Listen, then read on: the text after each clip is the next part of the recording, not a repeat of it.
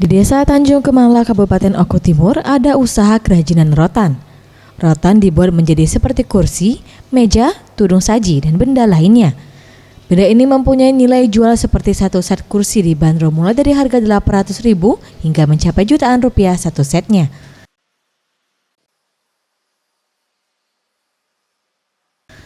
Walaupun dengan keterbatasan alat yang digunakan, namun para pengrajin berbahan baku rotan ini tidak kesulitan untuk membuatnya.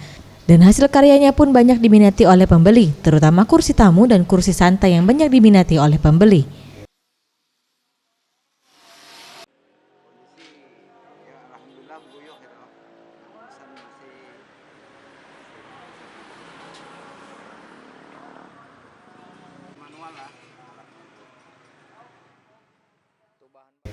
Harapan pengrajin rotan ini supaya kerajinan seperti ini tetap ada dan tidak punah di kemudian hari.